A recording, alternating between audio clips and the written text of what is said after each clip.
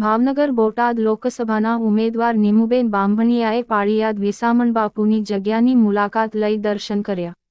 ભાવનગર બોટાદ લોકસભાના ઉમેદવાર નીમુબેન બાંભણિયા ભાજપ પક્ષમાંથી સાંસદ સભ્ય તરીકે ચૂંટાયા બાદ તેઓને હાલમાં ગ્રાહક સુરક્ષા તેમજ અન્ન પુરવઠા ખાતાના મંત્રી બનાવવામાં આવેલ છે. તેઓએ તેમના મત વિસ્તારની મુલાકાત લીધી હતી. ત્યારે તેઓએ ગઢડા બોટાદ લોકસભા મત વિસ્તારની મુલાકાત લઈ અને મતદારોનો તેમજ કાર્યકર્તાઓનો આભાર વ્યક્ત કર્યો હતો. તેમજ તેઓએ બોટાદની મુલાકાત લેતા પાળિયાદ ખાતે આવેલ પૂજ્ય વિસામણ બાપુની જગ્યામાં દર્શન કરી પાળિયાદના મહંત પૂજ્ય નિર્મળાબાના આશીર્વાદ મેળવ્યા હતા.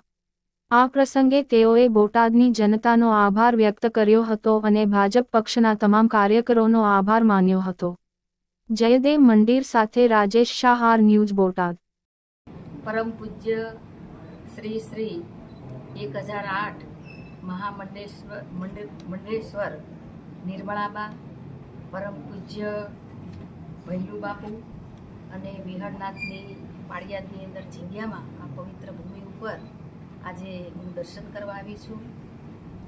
ભાવનગર બોટાદ ક્ષેત્ર જે મારું લોકસભાનું ક્ષેત્ર છે ત્યાં 4 દિવસ હું પ્રવાસ કરવાની છું.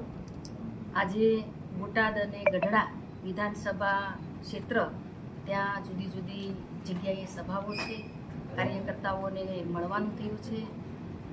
ગઢડાની અંદર પણ ગોપીનાથજી બાપુના દર્શન કર્યા છે, સાળંગપુરમાં હનુમાનજી બાપાના દર્શન કર્યા છે. આમ વિવિધ કાર્યક્રમો મારા છે. નરેન્દ્રભાઈ મોદી સાહેબે હેટ્રિક કરી ત્રીજી વખત વડાપ્રધાન બન્યા છે ત્યારે સૌ કાર્યકર્તાને હર્ષ અને ઉલ્લાસની લાગણી છે.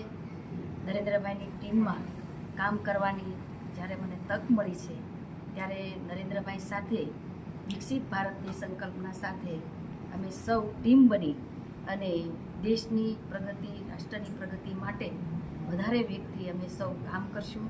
નરેન્દ્રભાઈ મોદી સાહેબ જે આપણા દેશના લોકપ્રિય વડાપ્રધાન છે એમનો હું ખૂબ ખૂબ આભાર વ્યક્ત કરું છું. રાષ્ટ્રીય અધ્યક્ષ જેપી નડ્ડાજી, અમિતભાઈ શાહ, પ્રદેશના અધ્યક્ષ સી આર પાટીલ સાહેબ, ગુજરાતના મુખ્યમંત્રી ભૂપેન્દ્રભાઈ પટેલ સાહેબ અને મારા સૌ કાર્યકર્તાઓનો હું ખૂબ ખૂબ આભાર માનું છું. દેશના લોકપ્રિય વડાપ્રધાન નરેન્દ્રભાઈ મોદી સાહેબના 10 વર્ષના શાસનની અંદર અનેક ઐતિહાસિક નિર્ણયો લેવાના છે, અનેક ઐતિહાસિક કામો થયા છે. નરેન્દ્રભાઈ ત્રીજી વખત વડાપ્રધાન જ્યારે હેટ્રિક સાથે બનવા જઈ રહ્યા હતા એ ક્ષણ અમારા માટે ખૂબ ગૌરવની અને આનંદની હતી. અમારો આનંદનો કોઈ પાર નહોતો. નરેન્દ્રભાઈ મોદી સાહેબની ટીમમાં જ્યારે રાજ્યમંત્રી તરીકે મને કહેવામાં આવ્યું ત્યારે મને સપનામાં ખ્યાલ નહોતો કે હું મંત્રી બનીશ. પણ ભારતીય જનતા પાર્ટી એક એવી પાર્ટી છે કે બૂથ પ્રમુખથી કામ કરતાં કરતાં આજે કેન્દ્રીય રાજ્યમંત્રી તરીકે જવાબદારી સોંપે છે એ માત્ર ભારતીય જનતા પાર્ટીમાં જ હોય છે. દેશના વડાપ્રધાન નરેન્દ્રભાઈ મોદી સાહેબે કોરોનાના સમયમાં આખી દુનિયાની અંદર ખૂબ વિકટ પરિસ્થિતિ હતી. એવા સમયે નરેન્દ્રભાઈએ દેશના લોકો ભૂખ્યા ન રહે એ માટે 80 કરોડ કરતાં પણ વધારે અનાજ આપવાનું કામ નરેન્દ્રભાઈએ કર્યું છે.